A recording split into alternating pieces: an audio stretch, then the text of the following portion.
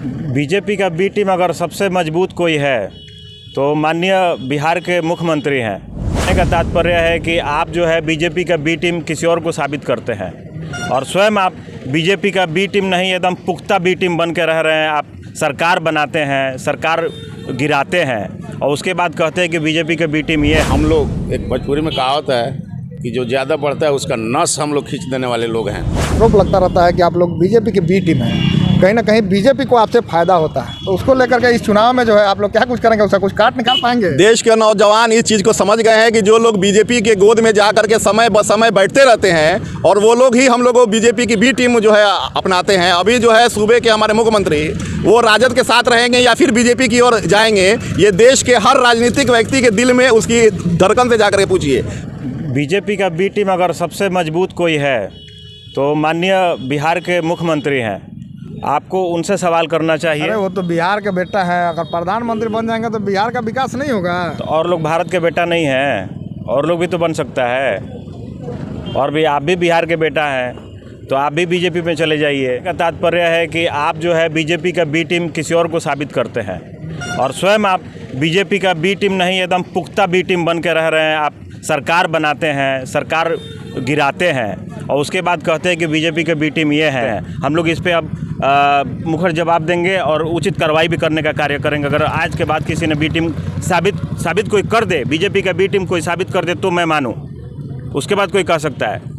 ये जो चीज़ है, ये शब्द जो है बहुत गंदी, अब भद्दा लग रही है। अब ये बहुत दिनों से ये चलते आ रही है। 2014 से ये चीज़ को साबित कर करके अपना रोटी सेक करके अपना राजनीतिक बढ़ावा दे रहा है लोग। ये गलत है कि असदुद्दीन ओवैसी साहब ने जो मस्जिद की बात बोली है, उनकी बात को आप जिस नाहियत से लेना चाहें वो लें, लेकिन जो एक पढ़े लिखा तबका है, खा उसका ताल्लुक़ किसी भी पार्टी से है, उन लोगों की सोच ये है कि उनकी बात का जो मेन मकसद ये था कि नौजवानों को अच्छाई की तरफ बुलाना था। अच्छाई कैसे होगी जब उन्होंने ये तो कहा कि आप मस्जिद को आबाद रखें। का मेन मकसद क्या था? मस्जिद में जब जाएंगे तो आपके अंदर इस्लामिक और वह आपके अंदर जो बुराइयां हैं वो ख़त्म होगी और आपका उसका एहतराम बढ़ेगा, वहाँ से कुछ अच्छाइयाँ मिलेगी। जब समाज में अच्छाइयाँ आएंगी, बुराइयां ख़त्म होगी। उनको मंदिर से कोई मकसद था नहीं कहने का। दूसरी चीज़ आपने ये बोला कि उन्होंने कहा कि वो मस्जिद, बाबरी मस्जिद की ज़मीन क्या है। देखिए, मस्जिद का मामला ये है, आप इस्लामिक हिस्ट्री से पढ़ेंगे, पूरी वर्ल्ड का हिस्ट्री पढ़ेंगे, उसमें एक चीज़ है, मस्जिद किसी की घर की जागीर नहीं है कि उसको हम बदलैन दे सकते हैं। मस्जिद क्या है? ये वक्फ़ की होती है। वक्फ़ क्या है? वो एक अमानत होती है, किसी को वक्फ़ किया गया है, वो अल्लाह का घर होता है और मेरा कोई इख्तियार नहीं है कि उसके बदले हम कहीं दूसरी जगह ज़मीन ले लें, वो अल्लाह का है। और जब कोई चीज़ मस्जिद के लिए वक्फ़ हो गई है, आप जुल्म के बिना पर, जबर के बिना पर, ताकत के बिना पर, सियासत के बिना पर और जिस नाहियत से आप उसको अगर जुल्म करेंगे तो हमारा यह फरीज़ा ही बनता है, हम उसको दे तो सकते हैं लेकिन एक्सेप्ट नहीं कर सकते। हम लोग एक भोजपुरी में कहावत है कि जो ज़्यादा बढ़ता है उसका नस हम लोग खींच देने वाले लोग हैं।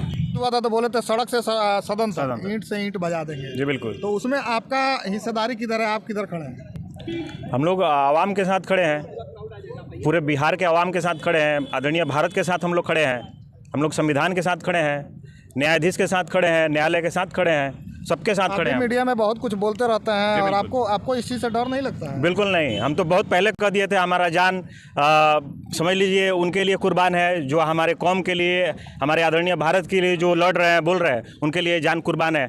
माननीय नेताजी के चुनाव में भी हम बोले थे